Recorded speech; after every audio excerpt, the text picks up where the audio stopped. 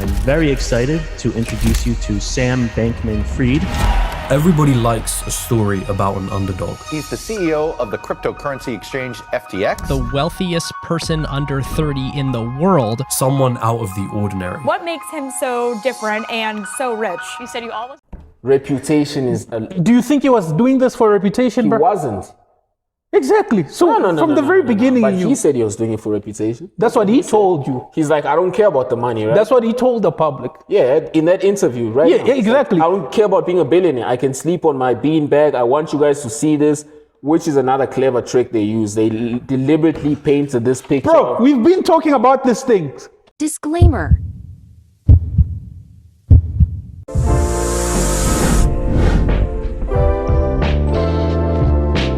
I think even on the last video, in as much as this was so sophisticated, Exactly. it was very sophisticated scam. Yeah, you had to somehow use a magnifying glass. Exactly, to unearth all the details. Like, that's how it got to the granular level.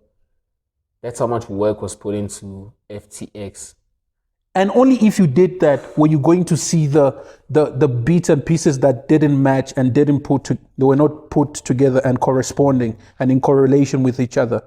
Only then, if you use a very big magnifying glass. In fact, wasn't the guy who kind of caused these regulatory bodies to investigate him, wasn't he like a top level, highly respected financial analyst? He wasn't just any common person, bro. This person is like basically an expert in that field. It took a whole expert to figure it out. And he was calling it way before everyone else caught on. Way before he saw it. Yeah, he picked it up. He was literally calling on, bro, before where everyone, like, I think a year before something. This guy kept on saying, no, this guy is he's a scam. This guy needs to be investigated. This guy is a scammer. Okay, you know what? Let's go into it. This was such an interesting video to watch, actually, bro. Like, it was some of James Jani's finest work, if you must say. Oh, shout out to this. This was nice. Around May of 2022, a guy called Mark Cohodes starts publicly broadcasting his views about FTX and Sam Bankman-Fried on Twitter. In the world of finance, Cohodes is what you would call a short seller, somebody that bets against the success of a company's stock, and if they're right, they make money. Only a few months after his initial tweets, he had sent an email to Bloomberg asking them to investigate Sam Bankman-Fried and FTX. Cohodes was skeptical, and one of his biggest questions was related to Sam and his background. I mean, just who was this guy really, and how did he achieve his status in such a short period of time? It was a fair question.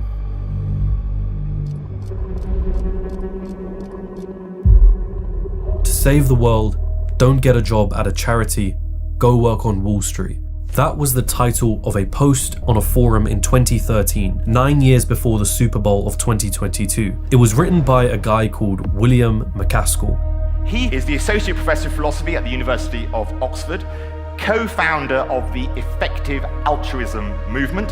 For the last 10 years, my colleagues and I have developed a philosophy and research program that we call Effective Altruism. He has pledged to donate everything you earn to organizations he believes will do the most good. Effective Altruism is a philosophy and a community that's about trying to figure out how can we do as much good as possible with the time and money we have. What it boiled down to, in its simplest form, was figuring out how to make the world a better place using the most evidence-based approach. So look at his stance first, right?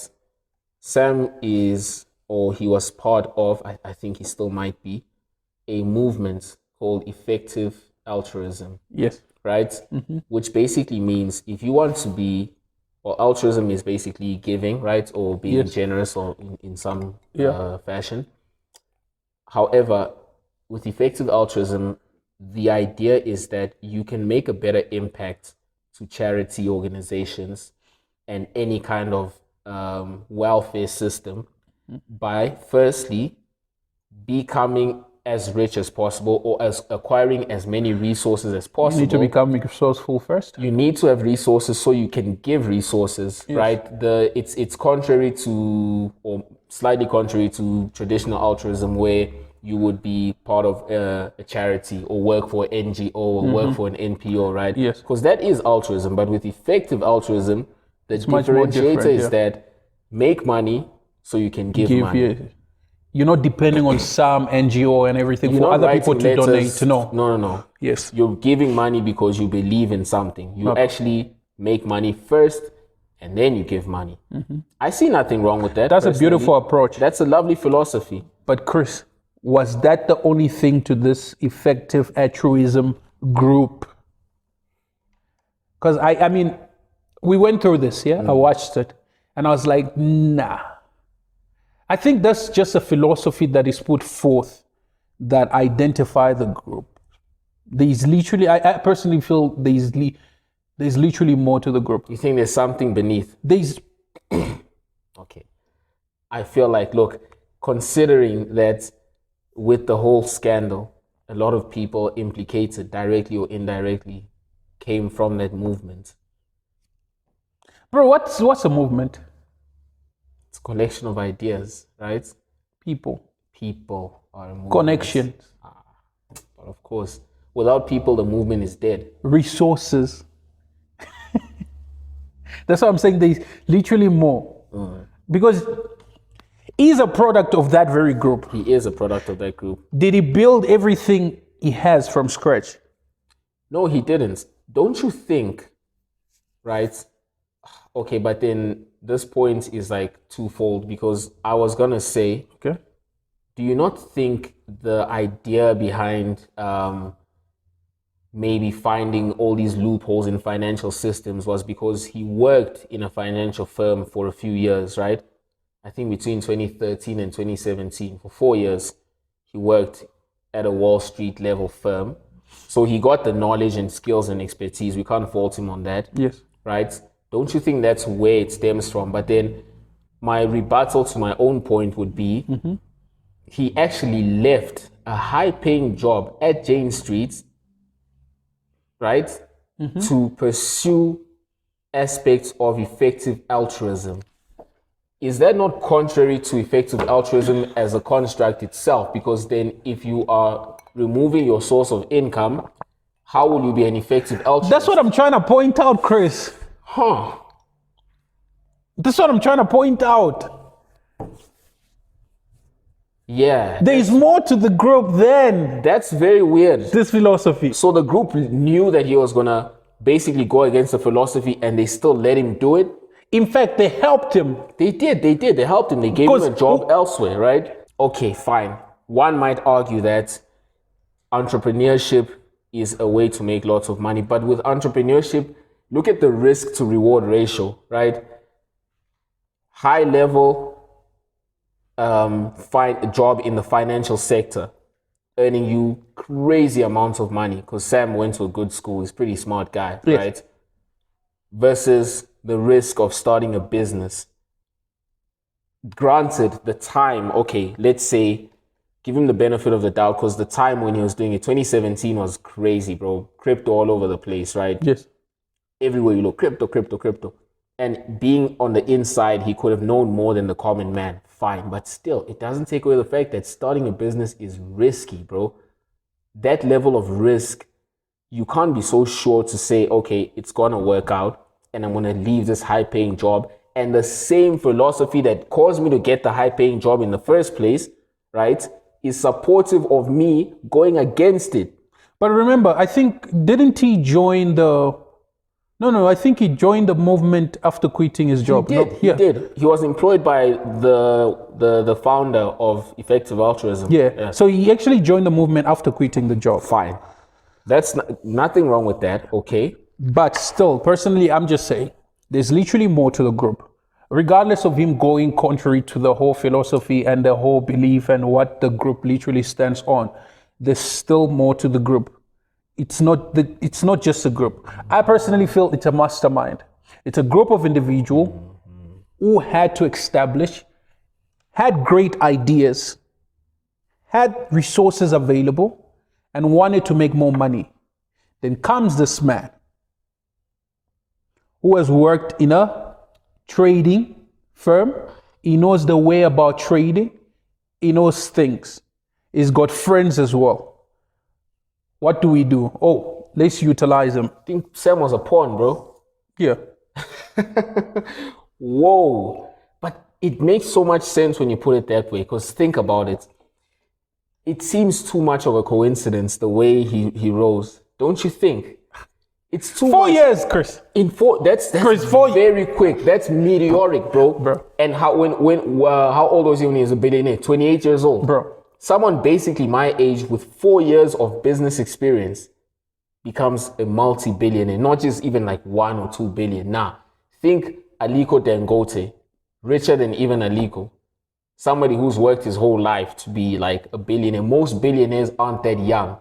So he needed a backbone. He needed a support structure. A huge support structure. A massive support structure. The EA community.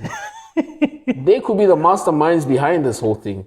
Matter of fact, They are. I say it, they are. Do you think they were pulling the strings? Chris. And Sam was like a puppet the whole time. Jeez. It's just you serve as an image. He was the face. Yes. It's a power move, bro. It's one of the laws, bro, in the 48 laws. Uh-huh. You must always get someone else to do your dirty work Exactly, for you. You need yeah. cat's paws. That's it. Present people with a villain figure that is not you. Oh my God, they played Sam so bad, bro. Was he aware? I think he was. So why did he do it? Why would you be willing? I mean, in these plans, smart as these people are, surely. They had an exit plan. But yeah, it didn't work out too well for him. Do you think it didn't work out? For him? Chris, do you think it didn't work out? Okay. It didn't Charges were? No. It didn't work out too well for him reputation-wise. And I'll say why. Reputation, bro. Reputation is... Do you think he was doing this for reputation, bro? He wasn't. Exactly. So from the very beginning... But he said he was doing it for reputation. That's what he told you. He's like, I don't care about the money, right? That's what he told the public. Yeah, in that interview, right? Yeah, exactly. Like, I don't care about being a billionaire. I can sleep on my beanbag. I want you guys to see this, which is another clever trick they use. They deliberately painted this picture. Bro, we've been talking about these things. Someone you can relate to. There it is. Someone who's down to earth. The honest computer nerd who believes in changing the world. Someone who comes off as if I'm not needy. Exactly. I don't need your money. I'm not greedy. He's not flashy, so you can trust him with your Exactly. money. Because majority of traders and people that come forth are somehow flashy. They're over the top, aren't they? They pontificate like a lot when they're talking. It's everywhere. They're the center of attention. Notice how Sam never puts attention on himself whenever he's trying to divert the attention away from him. You know he's the guy, but he doesn't want you to see him as the guy. Strategic on whose part? His part On only? his part and the people backing him. Both parties had a role to play in this whole character. Uh-huh. So they created a character. They hatched a plan. Yes. They personalized. Exactly. They had characteristics that this man has to follow and abide by to keep the things intact. But my thing is, couldn't it have been anyone? Because Sam subscribes to the idea of EA while he was still in college. Anyone in his position, granted, let's just give it the benefit of the doubt.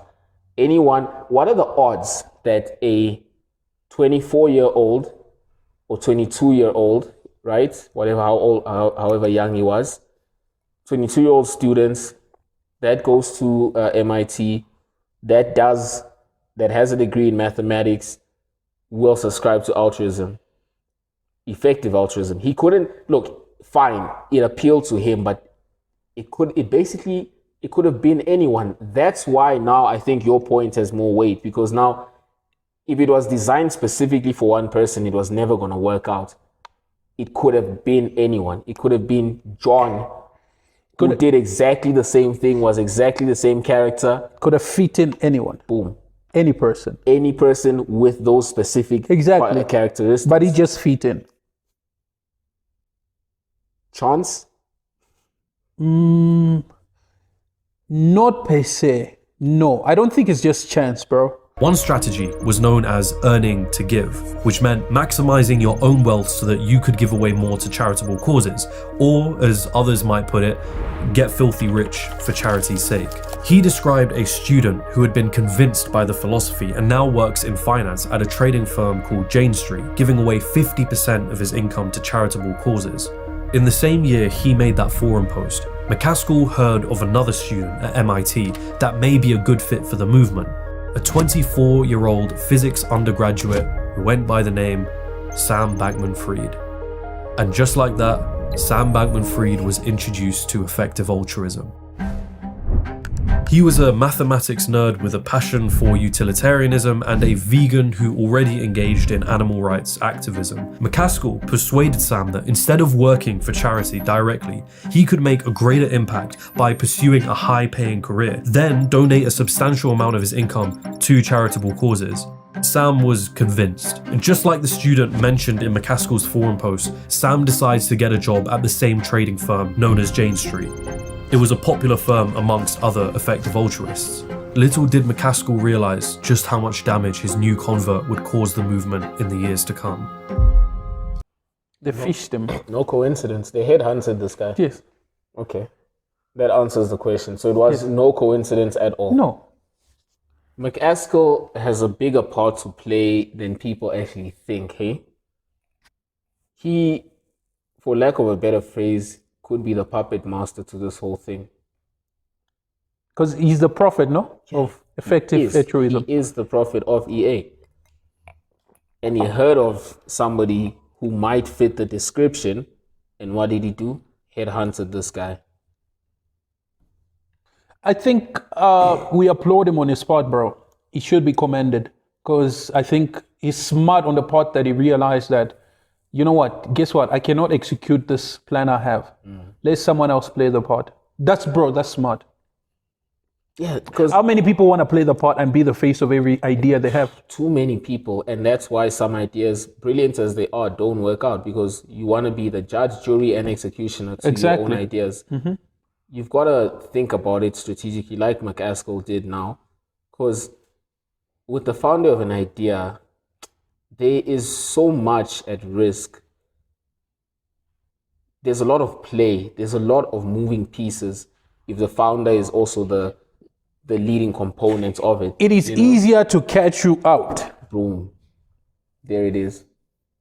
The whole plan is not complex and strategic. Bro, you know when something is much more complex, people don't really give thoughts to it. No, they don't. Because it's too complex. I don't have the time to understand it. But when it's easier, it's just a straight line. Oh yeah, then it's easy to get.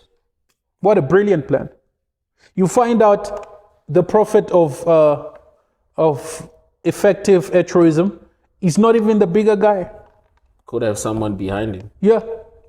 You find out the main guy is an investor. That nobody knows about. Invisible man, basically. Satoshi. You never know. Yeah. Remember we had this thing where we spoke about how multi-billionaires pledge most of their money so that it's not taxable. Okay. Same. Oh, shit. Could it be some guy, rich, filthy rich, was like, I don't want to pay the tax man all of this. How can we find a way to divert these funds? And make money out of it. And make money out of it. So it's twofold. We divert these funds so it's not taxed. And secondly, it makes me richer. Huh. Hey, is that one guy who wrote that one article? Effective altruism. Let's call that guy now.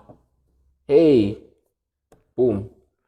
Great scams have always been masked, right? Have always eaten under the guise of some great philosophy, theory, ways of life, bro. It is. Think about it. Throughout history, greatest scams, always. They always have something on the moral compass that's like it's the key thing driving it. You know, there's always like an intangible idea or message behind every great scam. Objective. It's objective. Abstract. Far-fetched. Exactly. Something as abstract as this. And it's not, and you know what I like about it, or what I applaud about it most, is that they didn't go to extreme ends to invent something. Took something that was already there and just gave it an adjective, right? Altruism, effective altruism. We use what we have at our disposal. Of course. Why go far-fetched? Don't go far, bro. Why fetch something people do not understand? Something you yourself don't understand in most cases. You're just going to confuse yourself and everyone else who you want to be followers of this thing. Bro, we know great products should somehow be understandable. Apple. We know what an Apple is. Practical.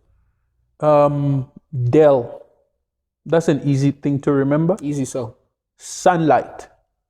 Easy sell. Easy names. Easy things to go by. Something I can easily remember quickly. Things that are much more complex, and I think they understood it. Bro, it takes a genius to come up with all this. Because, I mean, based on evidence, it stated that these people never incurred or never had a loss within a space of 6 months. How realistic is that? I think when we were covering that other scam, Novatech, we pointed out how that believing a fact like that in and of itself is fallacy on anyone's part, right? You can't, if you know how finances work, and I'm not an expert by any means, but at least forget finance. If you know how the world works, if you know how nature itself works, you will understand why that doesn't make any sense. Why it is that, okay, fine, granted, it's only 6 months, right? It's possible. You can have continuous growth for 6 months, right? Fine. I'm not saying you can't, but there are some conditions that must be met that are so specific that just make it like that. Where, bro, I don't think you understand the power of that statement. They've never incurred a loss. If you look at it from the decimal side of things, bro, suppose we made a 0.00000000001% increase. Profit. That's still profit. It's still profit. You mean to tell me in all those decimals, right? They did not even one of those decimals, dropped at all, bro. Yeah, that's what they were saying. If you take it 10 integers down, 99% is still 99%. Exactly. But on a balance sheet, on a financial trading thing, that integer counts for something, bro. It does, yeah. So you're telling me that didn't happen at all? Nothing shifted. For 6 months? Nothing shifted. Not even a bit. Not even the last numbers. Not even the last numbers. Okay, let's say they're like, for fairness, we only count 5 decimal places. There's no way you're telling me 5 decimal places, nothing, all positives. Not even like one, not even dropped by 1. No. Nothing. 6 months. I feel, yeah. Based on evidence, yes. Based on evidence, yes. Based on evidence. Yeah, nothing shifted. That is when something is complex. It's crazy, bro. When something is complex, you know how it is, bro. I think they utilize that method where if something is very effective, a lot of people don't really take the time to look into it. It took another man who's an expert in the whole financial market, right? Who sells and bets against companies. He's a short seller, bro. Exactly. So he knows what he's doing, and he's been doing it for years. He's the only one that could see. He picked it up. Like, okay, there's a lot of inconsistencies here. Something's not right. Exactly. Something's up. So there's a probability that you wanted to bet against the company. There's a high probability that he wanted to do that. Because if you want to sell against the company and bet against it, you're a short seller. You need to do diligence in investigating. What you are betting against. Remember, we spoke about the same thing to say one of the principles of money is never invest or put your money in what you don't understand, what you have no insight on. He did his investigation and he found out, this company is rising and it is on a rise and it's not coming down anytime soon. In the summer of 2021, Sam Bankman-Fried gets on a Zoom call with partners of Sequoia Capital, a venture capital firm. These were people who had invested in Apple, Google, Instagram, and I could go on. Point is, Sam was here to talk about FTX in the hopes of convincing Sequoia to invest money into the company. He tells them his vision for the exchange. I want FTX to be a place where you can do anything you want with your next dollar. You can buy Bitcoin. You can send money in whatever currency to any friend anywhere in the world. You can buy a banana. They were impressed. A few months after that Zoom call, they lead a round of investments for FTX which totaled almost $1 billion. And a year after that Zoom call, 2 months before the collapse, Sequoia Capital releases this 45-page article titled "Sam Bankman-Fried has a savior complex, and maybe you should too." In that article, they reveal that throughout the Zoom call, Sam had been playing one of his favorite video games, League of Legends. The article goes on to talk about Sam's commitment to the effective altruism movement, and when the author sits down with him for an interview, he becomes convinced that Sam is the real deal and may very well become the world's first trillionaire. They even go as far as saying that unlike other crypto companies, FTX has a unique selling point: their ethical behavior. There's this image of who Sam was that people were buying into: an effective altruist, a crypto genius, a nerd who played video games whilst casually pitching billion-dollar investors. Sequoia wasn't some exceptional case, they were just one of the many big institutional names investing into FTX. I mean, we're talking Temasek, SoftBank, BlackRock, Ontario Teachers Pension Fund. Who cares what the big boy institutions are doing, right? I mean, none of that means anything to the average person. Remember, 2021 was the year that everyone saw crypto as this fountain of wealth for those that put their money into it. To reach these people, FTX had to do one thing: get in front of the things that they cared about. The Miami Heat Arena, famous for hosting the Miami Heat NBA team, in March of 2021, it became the FTX Arena after signing a 19-year deal for $135 million with FTX. Throughout this year, they've been spending big bucks to get mainstream name recognition. TSM, the popular esports organization most known for their League of Legends team. Forget that. It's TSM FTX now. That's immense impact, hey? It's crazy. Crazy impact. For me, the one that stands out is the Kevin O'Leary guy. Because I can understand these endorsement deals with sports teams and stuff. That makes sense. That's money, right? You have the right money, you can sponsor. My question is, where was this money coming from? Oh, but of course, bro. It's the system they built, right?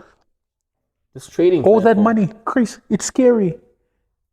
No, think about it. That's scary. It's scary money, but... And this company has been in existence for how long? Couple of years only. At this point, let's say it's 2021, 2019, 2021. 2 years. Okay. Within 2 years. Yeah, generating 135 million in 2 years is unheard of, right? And giving stake to random people, just like that. To endorse and be the face of FTX. I think this is where the source of the money needs to be asked first or questioned. If you watched this video some more, you would have found that it's not, their business model worked in two ways. Firstly, they found a way to sell currencies in foreign markets at a higher price. Fine. I was about to say that. That's okay. But still, do you realize they created money out of thin air? Yeah, magic internet money, cryptocurrencies. Because the whole thing of selling, selling whatever they were holding at a higher price, currency, crypto, yeah? The whole thing of selling crypto at a higher price in other markets, remember, it died down. Okay. It was making the money at the beginning, but at some point, everyone caught up, so oversaturated. They couldn't use that anymore. Exactly. What do they have to do? Create invisible, imaginary money that they themselves place value on. It's okay. It's common practice with any kind of crypto, right? Crypto has value not because of the normal conditions that would affect a currency, right? Of course, yeah. The economy, the GDP, blah, blah, blah, commodities. Nah, it's inherent value based on what people think it should be valued at. Yes. Bitcoin, Ethereum, Solana, whatever, name it. The value is what we say it is. Yes. If everybody today decided we determine Bitcoin the is value, useless, yes. Guess what? Bitcoin is useless. And majority of the time, that speculation or that sentiment, majority of people move by it because a big dog in this market actually said it. That's it. So now if you look at the plan unraveling, right? Firstly, they start off somewhat legitimately, right? With Alameda Research. Okay, fine. We've got a track record. We're actually trading and it's legit, right? We're just smarter than everyone else. I don't think so. I think they might have had insider information, but let me not accuse them of insider trading. It's fine. Fine. They did what they did. They made money from that. We can say legitly. Great. There's nothing wrong with Alameda Research's business model. Trade in a foreign market, right? Because then you can make more money. Cool. That's peachy. okay. That's peachy. They make their money. We don't know how much. Fine. Yes. So now this stream of revenue is cut. We need to think of another one. Yes. Otherwise, we're going under. Oh, why don't we make a cryptocurrency? Create our own tokens. Exactly. Create our own tokens, which has value that we determine, right? And how do we determine the value? Marketing. FTX is putting their name everywhere. Tom Brady, one of the greatest quarterbacks in football history. Well, he's not only an ambassador for FTX now, he's also given equity in the company. And the same goes for the Brazilian fashion model and Brady's wife at the time, Gisele Bündchen. The entirety of Major League Baseball, well, thanks to a 5-year partnership, FTX were to become the official cryptocurrency exchange of the MLB. Every single umpire had the FTX logo embroidered on their uniform. Formula One teams, the International Cricket Council, a baseball superstar, the Golden State Warriors. You guys may have seen their ads. They're everywhere now. I'm not an expert, and I don't need to be. And who could forget Kevin O'Leary? One of the sharks on the popular show Shark Tank had been rather critical of the cryptocurrency space. It is a useless currency. It is a useless currency. To me, it's garbage. But come the crypto boom of 2021, and Kevin signs a $15 million deal with FTX to become an official spokesperson for the exchange. If there's ever a place I could be that I'm not going to get in trouble, it's going to be at FTX. Even some of the most popular finance influencers who generally gave safe investment advice were taking on sponsorship deals with FTX. FTX US has been a sponsor here on the channel for the majority of the year. I love FTX. Among the cheapest fees out there. Check out our sponsor, FTX US. A lot of these influencers bought into Sam's image just as much as actual institutional investors did. The real question was, how much of that image was real or just a facade? Guess what? Let's pay the big dogs to speak highly of. Absolutely. Speak highly of. Because think about it this way, bro. There's a meme coin. They call it a meme coin, right? Dog coin or Doge coin. You all in the comments tell me how that's pronounced. I've never gotten that Doge right. coin. Doge. Wow, I'm nowhere close to that. Okay, Doge coin. Doge coin was basically worthless at some point until a certain Elon Musk started tweeting about it. Did you see how the value started going up, hey? Pump and dump. Elon Musk bought some Dogecoin and everyone was like, oh, Elon's buying Dogecoin? Bro, I'm going to buy Dogecoin. It's cheap as, let's just get as much as we can. Do you think Elon was endorsed? Of course. Nah. I don't see why he needs to be endorsed. He's Elon Musk. Okay. He was just doing it for the hell of it. Who knows? He's like, for me, I don't see why, because he's Elon Musk though. Like, that's the thing. But he doesn't need to. The thing is, that was a pump and dump, bro. It was, okay. Which people do pump and dumps? The one that want to make quick money.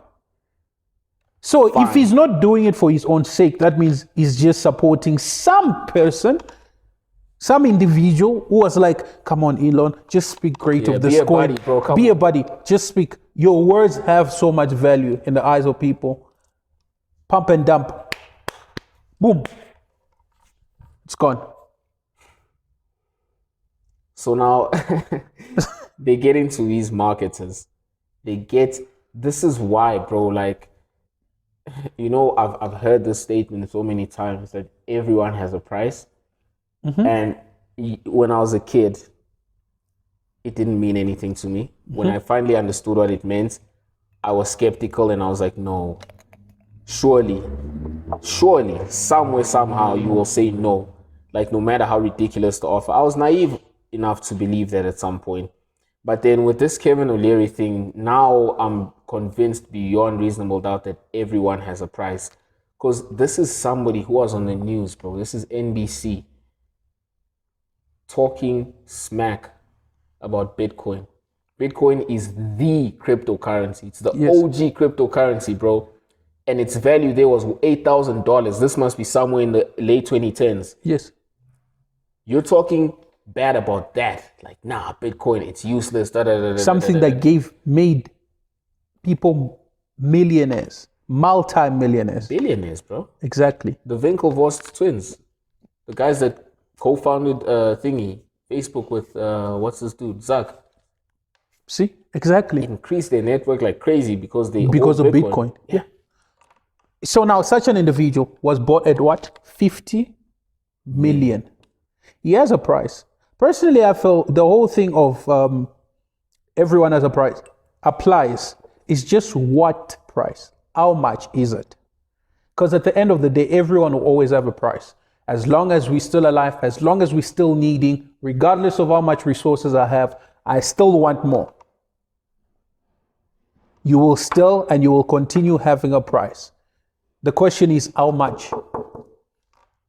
And yeah, you saw it. How many stars were endorsing it? Plenty. Let's talk about NFTs. How many stars came with NFTs and they were buying? The NFT craze, bro. You know, the FOMO that hit me in 2021, I can't even describe it to you, bro. My heart was racing whenever someone said NFT. Because then I realized, right, that I can't afford any NFTs. Oh my gosh. Even the cheap ones were expensive, bro. I don't know if you get it. Like, there's an NFT platform, OpenSea. Bro, in 2021, I was on OpenSea almost every day. I think we spoke about it. I came to your house the one time, bro, I still and I was preaching NFTs to you because the FOMO, bro. FOMO is deadly. FOMO is one of the most deadliest disease you can contract in this generation, bro. The FOMO was killing me. I was itching, bro. If you gave me enough money to buy an NFT, the same day we're having that convo, I would have purchased an NFT there and then. And what we'll be saying now again? What's my NFT worth? What do I do with this? Bro, I think someone bought an NFT worth something million. It came down to like $4 USD. $4 from something million. Now that's just depressing, bro. Why didn't he cash out when it was de-escalating in value? Hey, bro. Hope is the hope that kills. Not only that, majority of the time re-emphasize their image and reinforce their image and the legitimacy of what they are offering by bringing big people, bribing them, giving them small money, and telling them to say, talk nice. Bruv, now that you say this, there were a lot of NFT celebs in 2021, weren't they? Justin Bieber, Snoop Dogg, Eminem, even because they had a particular NFT token, the Bored Apes. Yes, yeah. If you had a Bored Ape, listen, you are NFT royalty. But then there were all these other lesser known NFTs, and guess what, bro? I saw people like Amber, what's that girl's name? Wiz Khalifa's ex? Amber Rose. Promoting NFTs, bro. Amber Rose promoting NFTs. I was like, this don't look right. This isn't what she does. This is not about her. Other people doing like NFTs, and I'm like, whoa, this is a bit of a thing, right? Like, I'm really, really missing out. Oh my gosh, I can't believe I don't own any NFTs. I tried, right? And I'm ashamed to say this, but I made an image on Paint. Yeah, the program, the free one you get on Windows, yeah? Yeah. Made my own NFT on Paint. Chris has been through the most. Bro, you've been doing the most, bro. I've been through a lot, bro. I've been through a lot, okay? Don't see me smiling like this. I've been through the most, bro. Hey, man, I've weathered storms, bro. So I designed a piece of art, and I was like, okay, I'm going to upload this on OpenSea and hope somebody buys it.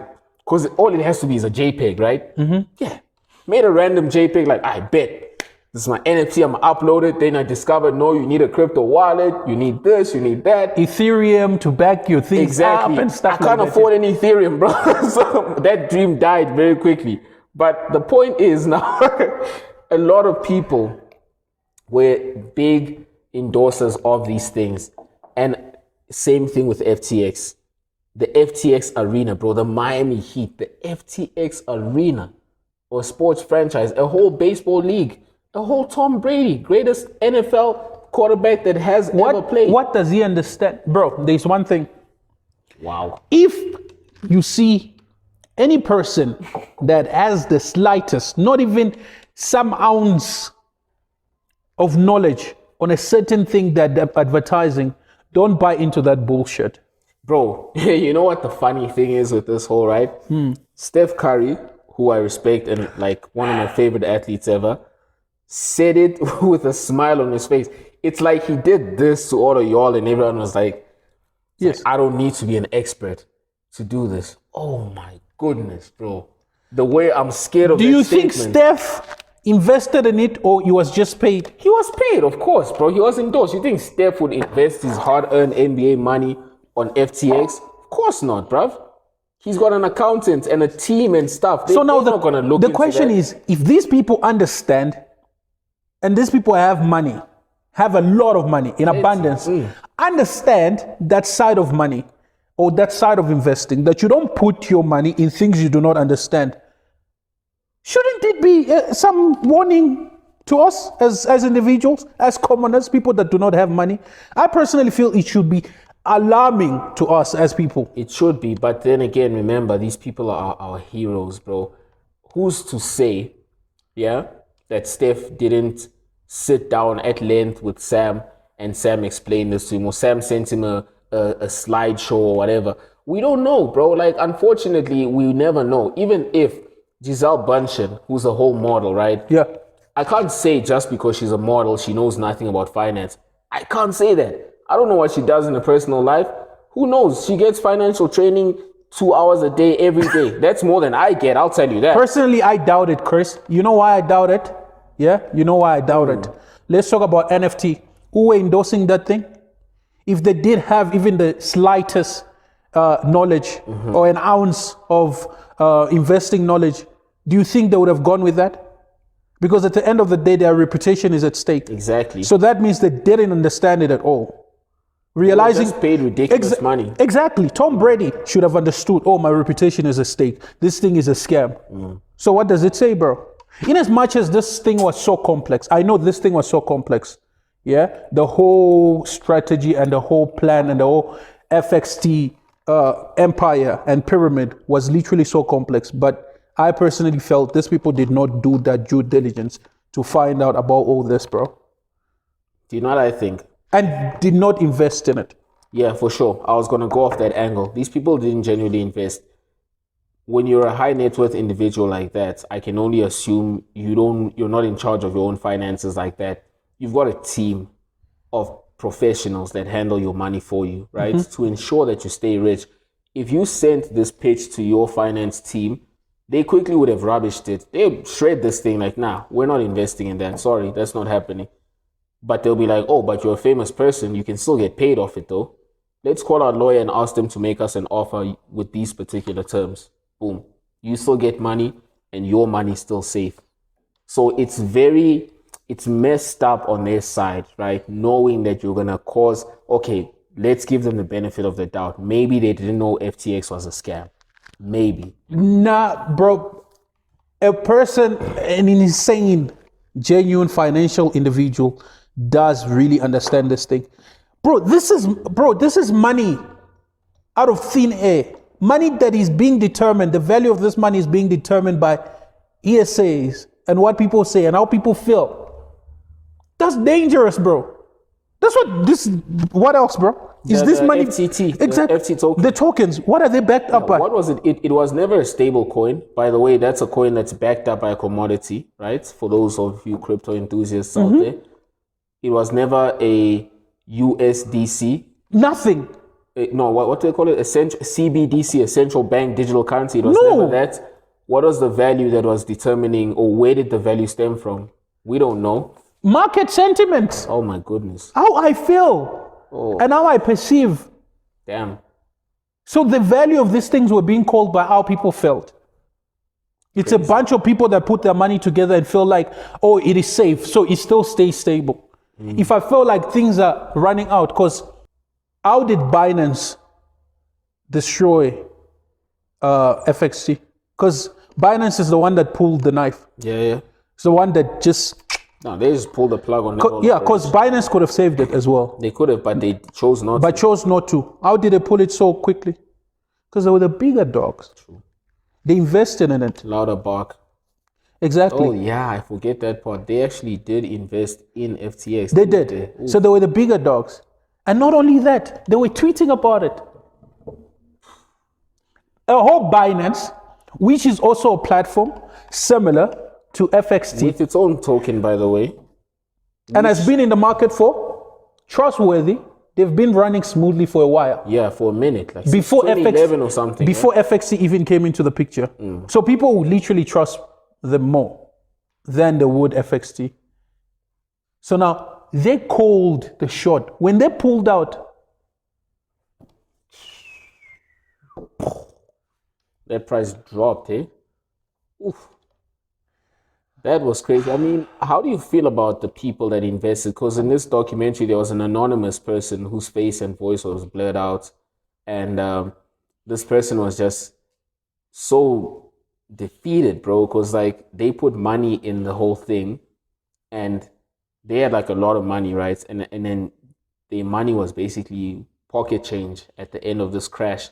And this person was seeing this unfold one step at a time. You know, with Sam and his ridiculous tweet where he's tweeting one letter at a time or whatever, like basically doing this to them again. As the whole scam was going, still commencing, yeah? People were actually taking out money from the company and buying properties. From FTX? Yes. His parents took out about, I think, 300 plus million. Sam's parents, right? Yeah, to buy money. To buy property. Properties. So now, ask yourself, bro, if the people who have so much confidence in this system are pulling out extravagant amounts of money like to that. spoil themselves. 300M. I don't know what I do with 300M. To pull out 300M for a single transaction makes no sense to a person like me. Clearly, I have no idea. I don't know how to spend my money. But shouldn't that, that's got to be raising alarm bells. Like, why? I know, fine, it's worth 26 billion. 300 million is a drop in the ocean to 26 billion. Really, it is. On paper. On paper. Yeah, that fact, right? Yeah, paper. Yeah, bro. It's on paper. It's on hearsay, naysay, how we feel. It was 30 something billion. It's how we feel, how I wake up in the morning feeling. No, but that price was determined, the value of that was determined by how people felt. But you know, the scary thing is nobody ever knew the actual value of the company, right? Fine, it's a publicly traded company, it's got marketing, right? But up to, I don't know, a huge portion of their balance sheets. You know, in that last video we did, right? I was rewatching it and I was like, for all of you investors out there, I think, and I'm going to repeat myself because I rewatched that video and sometimes, you know, I'm not such an idiot. I give some sound advice. Like, you do. A lot of times, right? Exactly. So in that video, I was like, if you're an investor and you call yourself an investor, balance sheet. Look at the balance sheet, bro. It tells everything. That's not going to lie to you, bro. If they're not willing to give you a balance sheet, don't invest. Bro, I'm sorry. It keeps a track record. I think you said track record. It's the bones of the company. It's the backbone. If people knew their balance sheet, if it's a public company, you'd know what your assets are, you know how much money they own, you know. Okay, but how many people know how to read a balance sheet? No, because you know why a balance sheet is so essential, right? They deliberately make it easy to read. It's not a long document, by the way. I know. They summarize it and they do that on purpose so that you can get an overview and so that you don't need to be cracking your skull thinking, what's going on here? No. There's a description and there's an amount. Property, $5 million. Oh, this means that you have property which is valued at $5 million. Okay, cool. Car, $250,000. Oh, this means your car is valued. Do you know what I'm saying? Like, debt, loans. Oh, you owe this much. Fine, we know. How much do you make? Yeah, over the earnings for last year, 2024. In summary, we made this much. This is how much we spent. Therefore, this is how much we have left. Bruv, these things, it just keeps coming back again and again. And Fine. I don't know if FTX ever gave out any of that information. No, they were not clear. It stated they were not clear with the balance sheet. Yeah. So now this is what I would say. Poor people will always be at the mercy of the rich people. And I'll say it again. Poverty is a curse. Seems like it. You always be at the receiving end of pain.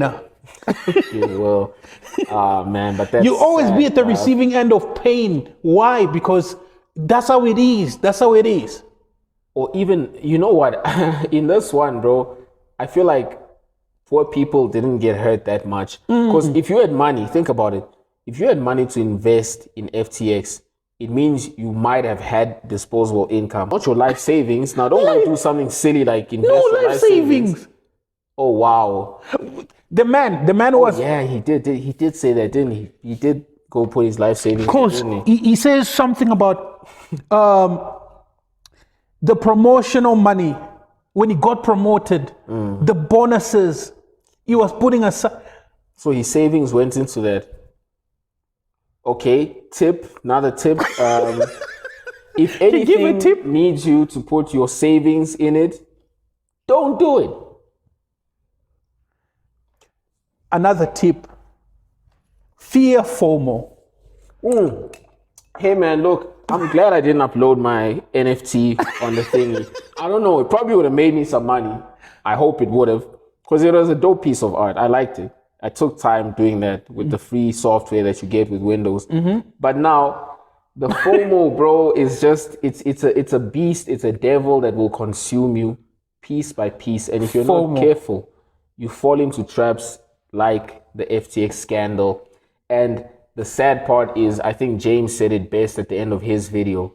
This isn't even the end of it. Like, this is a whole iceberg, bro. The anchor of the iceberg, woo-wee, if only we knew. Because this is going to unravel. And when it does, oh my gosh. Because people are now starting to look at Binance with a magnifying glass like, Do you think they're free? They're not free. I don't know. It's looking a bit dodgy now, bro. They're not free. So now, one of the questions before I say the question, I personally believe FOMO, right? FOMO, fear of missing out. Yeah. The messes, bro. Things that are too exciting. Oh my God, it's happening here. Oh my God, dangerous. As a mature person, sit back and observe, because people are gonna get slaughtered. And I think it was about these guys. They were moving too fast. Exactly. Bro, how do you take a company from 0 to 30-something billion within a space of 4 years? How realistic is that? Not even your giants like your Coca-Cola and stuff did that, bro. Bro, how realistic is that? That sounds a bit fishy. I'm sorry. Exactly. So I felt like FOMO, yeah? FOMO is an enemy to building wealth. For sure.